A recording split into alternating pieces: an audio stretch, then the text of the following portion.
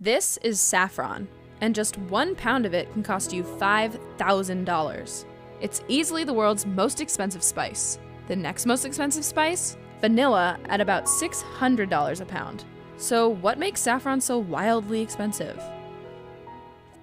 For starters, saffron is a complicated spice to harvest. My name is Arash Qalagulab Behbahani. I am postdoctoral research associate at University of Vermont. To harvest the saffron, you need a lot of hand works to pick up the flower, separate. Saffron is dehydrated or dry stigma. The stigma is the female part of flower. You have to separate that stigma, dry that, and for all of these procedures, you need hand works, laborers. I prefer to harvest the flowers by hand because I don't like to damage other parts of plants. Saffron comes from the saffron crocus flower, and each flower has 3 red stigmas. That's the saffron. The yield of saffron is really low. You have to hire a lot of laborers to harvest 4 pounds of saffron per acre. It's nothing.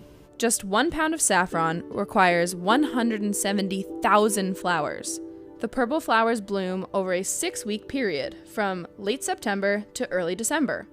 There's also a specific time of day to harvest them. When we have a high relative humidity in the air, so it can affect the saffron quality.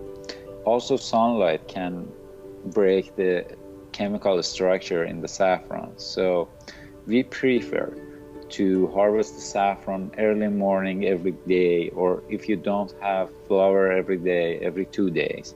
90% of the world's saffron is grown in arid fields in Iran, but harvesting all of that saffron comes at a price. Why Iran is the main producer of saffron? Because workers are available and they are cheap.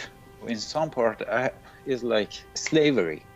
Their behavior with labor. I hate that, I should say. Based on my experience, they usually, workers came to the farm in Iran around 5, 6 a.m. and they left around 4 p.m.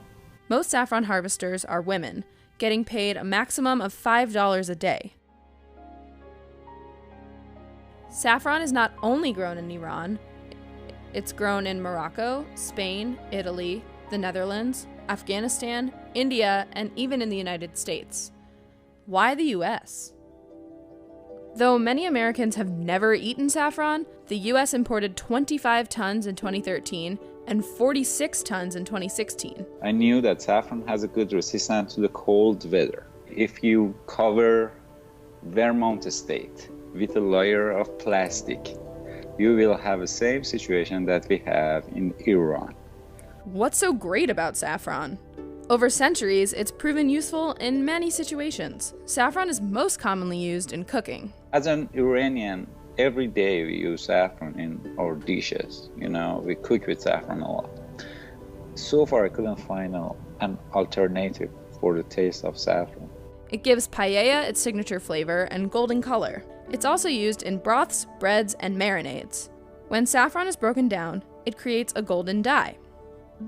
Everything is not just about saffron production procedures. Saffron contains some chemical components which are really expensive, like picrochrosine, crosine, and saffronol. They are 3 main components or compounds which are responsible about the taste and color and smell of saffron. When we are talking about saffron quality, technically we are talking about these 3 chemical components. Saffron inherently is a valuable thing. People have tried passing turmeric, red marigold petals, and lily flower stigmas as saffron, but the flavor and dye is totally different. In large quantities, saffron can be a potent, happiness-inducing narcotic. And research suggests it may help reduce the symptoms for Alzheimer's, depression, and PMS. Who knew this little spice packed such a punch?